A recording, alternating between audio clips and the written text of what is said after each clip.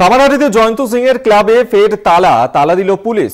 Taltala club seal করে দেয়া হলো। বেলঘড়িয়া থানার পুলিশ আজ সেখানে যায়, তারপরেই সিল করে দেয়া হলো ক্লাবটি। মঙ্গলবার সেই সিল খুলে দেয় পুলিশ, আজ ফের তালতলা ক্লাব সিল করে দেয়া হলো। বেলঘড়িয়া থানার পুলিশ কেন কার অনুমতিতে তালা খোলা হয়েছিল সেই নিয়েই উঠছে প্রশ্ন।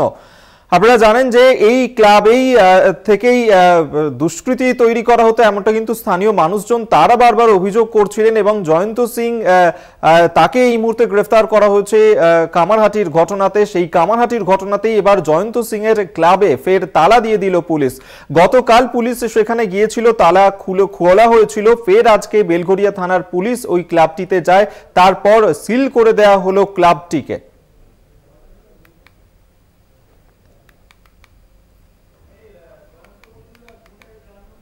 জয়ন্ত মজুমদার এই মুহূর্তে আমাদের সঙ্গে টেলিফোনে রয়েছেন, প্রতিনিধি বিস্তারিত জানবো। জয়ন্ত, ঠিক কি কারণ, কেন তাহলে ফের যদি সিল করেই দেওয়া হয়, গতকাল তাহলে কেন তালা খোলা হলো, কার অনুমতিতে তালা খোলা হয়েছিল, আজকে ফের সিল করে দেওয়া হলোই বা কেন?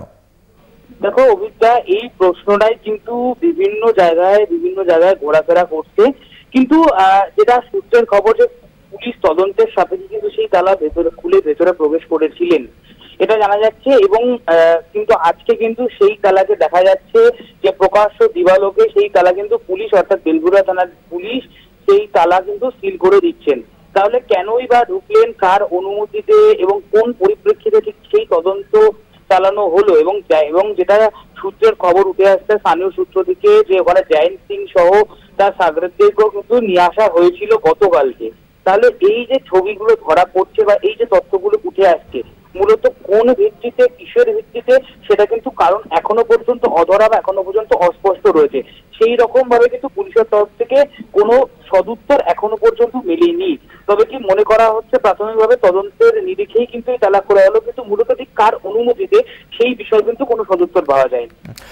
সেই ক্ষেত্রে গতকাল যখন এই তালা খোলা হলো এই ক্লাবের ভেতর থেকে কি কোনো তথ্য প্রমাণ কিছু কি উদ্ধার করার জন্য খোলা হয়েছিল? সেখান থেকে কিছু পেয়েছে পুলিশ? দেখো এই প্রশ্নটাই কিন্তু পুলিশকে করা হয়েছিল, কিন্তু সেই বিষয়ে কিন্তু পুলিশ কোনো রকম ভাবে কোনো কিছু মুখ খুলতে চায়নি। এবং পরবর্তীতে হয়তো পুলিশের যারা উচ্চতর নেতৃত্বরা রয়েছেন তাদের সাথে ব্যারাকপুর পুলিশ কমিশনারেট কি বলেন এই বিষয়ে এবং এই প্রসঙ্গে, যে প্রসঙ্গ কিন্তু বারবার উঠে আসছে এবং বারবার যে প্রসঙ্গকে কাঠগড়ায় দাঁড় করানো হচ্ছে, সেই বিষয়ে কিন্তু ব্যারাকপুর পুলিশ কমিশনারেট কি বলেন সেদিকে এখন মূলত রাখছি আমরা প্রত্যেকে। অবশ্যই নজর থাকবে।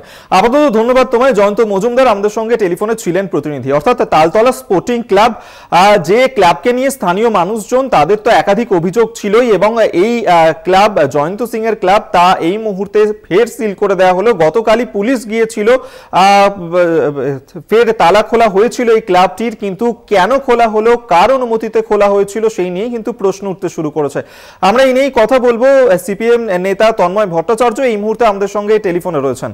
তন্ময় বাবু, তালতলা স্পোর্টিং ক্লাব, যে স্পোর্টিং ক্লাবকে কেন্দ্র করে বিতর্ক সৃষ্টি হয়েছে এবং জয়ন্ত সিং এর এই ক্লাব পুলিশ সিল করে দিয়েছিল, গতকাল তালা খোলা হলো, কিন্তু কেন খোলা হলো, কার অনুমতিতে খোলা হলো, পুলিশ এখনো পর্যন্ত স্পষ্ট কথা বলতে পারেনি।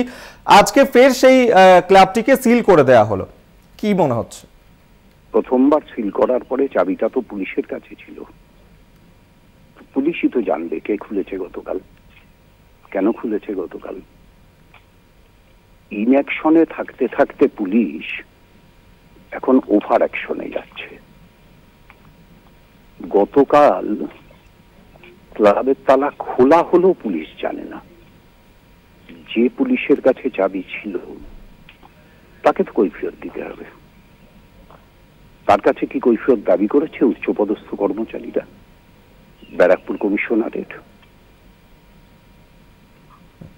আসলে এই কৈফিয়ত দেওয়ার ব্যাপারটা উঠে যাওয়াতেই পুলিশের এই রকম মস্তানদের কাছে সারেন্ডার করার বাস্তবতা প্রশাসনিক দিক থেকে তৈরি হয়েছে।